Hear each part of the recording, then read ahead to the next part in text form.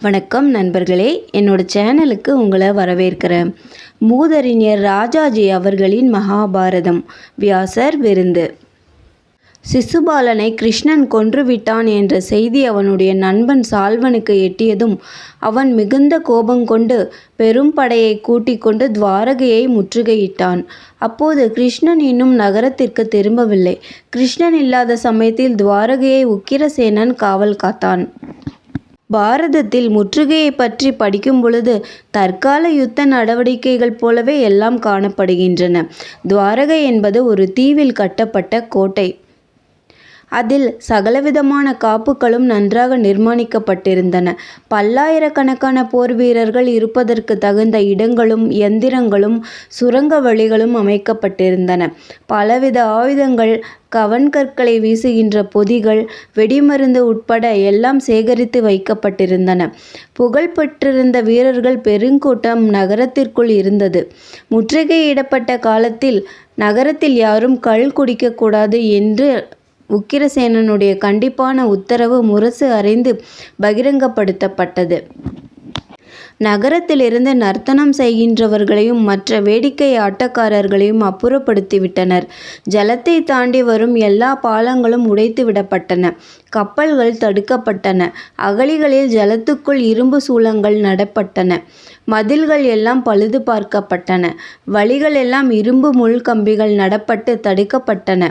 இயற்கையாகவே பிரவேசிப்பதற்கு கடினமாக இருந்த நகரத்திற்கு சால்வன் முற்றுகையிட்ட காலத்தில் இன்னும் அதிகமான கடினமான பந்தோபஸ்துகள் செய்யப்பட்டன.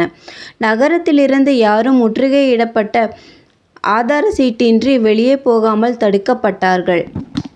அவ்வாறே நகரத்திற்குள் பிரவேசிப்பதற்கும் கடுமையான உத்தரவு. சேனைகளுக்கெல்லாம் சம்பளம் உயர்த்தப்பட்டது. கொடுக்க வேண்டிய ஊதியங்கள் எல்லோருக்கும் தாமதமின்றி தாராளமாக தரப்பட்டன. சேனைக்கு எடுத்துக்கொள்ளப்பட்ட ஆட்கள் எல்லோரும் நன்றாக பரீட்சிக்கப்பட்டார்கள். கிருஷ்ணன் வந்து நகரத்தில் ஏற்பட்ட கஷ்டங்களை பார்த்து மகா கோபங்கொண்டு சால்வன் மேல் படையெடுத்து சென்று ஜெயித்தான். பிறகு அஸ்தினாபுரத்தில் நடந்த செய்திகளும் பாண்டவர்கள் காட்டுக்கு துரத்தப்பட்டதும் தெரிந்தது. உடனே கிருஷ்ணன் பாண்டவர்கள் தங்கியிருந்த வனத்திற்கு சென்றான். பாண்டவர்களிடம் மிக்க அன்பு வைத்திருந்த போஜ குலத்தவர்களும் விருஷ்ணி குலத்தவர்களும் சேதி தேசத்து ராஜா திருஷ்டகேதுவும் கேகயர்களும் இன்னும் பலரும் கிருஷ்ணனுடன் கூட்டமாக பாண்டவர்கள் இருந்த வனத்திற்கு சென்றார்கள். துரியோதனாதியர் செய்ததை கேட்ட இவர்கள் மகா கோபம் கொண்டு இவர்களுடைய இரத்தத்தை பூமி குடிக்கப் போகின்றது என்றார்கள். விசாரிக்க வந்த அரசர்களின் பேச்சு முடிந்தபின் திரௌபதி கிருஷ்ண பகவானிடம் வந்தாள்.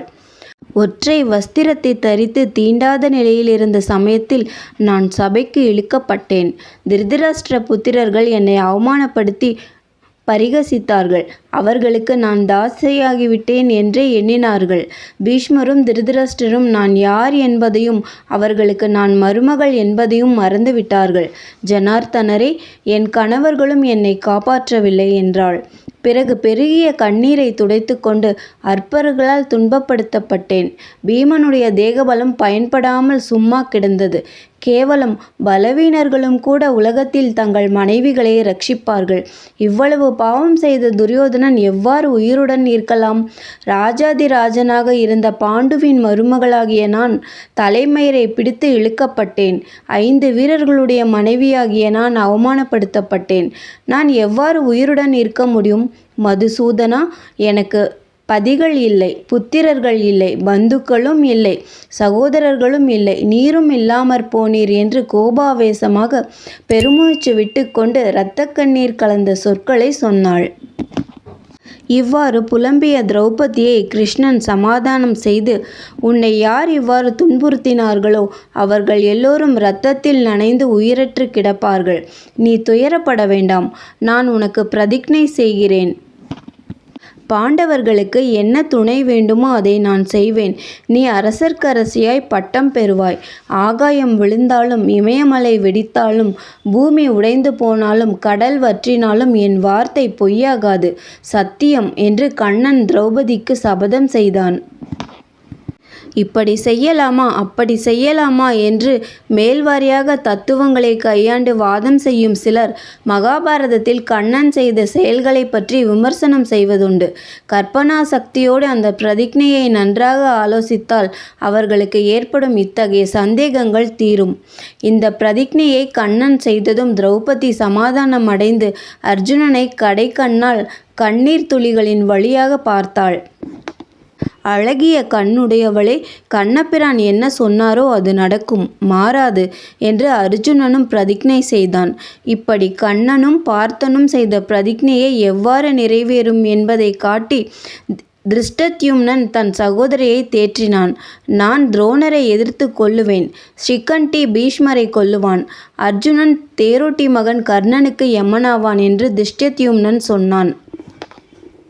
கிருஷ்ணன், நான் துவாரகையில் இருக்கவில்லை, இருந்திருந்தால் கட்டாயம் இந்த சூதாட்ட மோசத்தை நடவாமல் செய்திருப்பேன். திருதராஷ்டிரனும் துரியோதனனும் என் சபைக்கு அழைக்காமல் இருந்தாலும் நான் போயிருப்பேன். பீஷ்மர், துரோணர், கிருபர் முதலிய பெரியோர்களுக்கு சொல்ல வேண்டியதை சொல்லி இந்த நாசகர சூதாட்டத்தை நிறுத்தியிருப்பேன். நான் சால்வராஜனை எதிர்க்க வேண்டியதாகிவிட்டது. நாட்டை விட்டு வெளியே போயிருந்தேன். சிசுபாலனை நான் யாகத்தில் வதம் செய்தேன் என்கின்ற கோபத்தில் நான் துவாரகையில் இல்லாத சமயத்தில் சால்வன் முற்றுகையிட்டான். பிறகு நான் துவாரகை சென்றதும் விஷயம் தெரிந்து அவனை தொடர்ந்து துரத்தி செல்ல வேண்டியதாயிருந்தது. அவனை வென்று வதம் செய்த பின்னரே இந்த சூதாட்ட நிகழ்ச்சியை பற்றி கேள்விப்பட்டு உங்களை பார்க்க இங்கே வந்தேன்.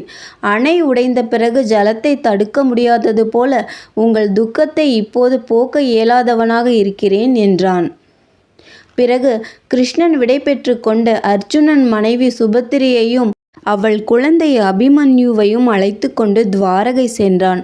திருஷ்டத்யும்னன் திரௌபதியின் புத்திரர்களை அழைத்து கொண்டு பாஞ்சாலம் சென்றான். நன்றி. மீண்டும் அடுத்த அத்தியாயத்தில் சந்திப்போம்.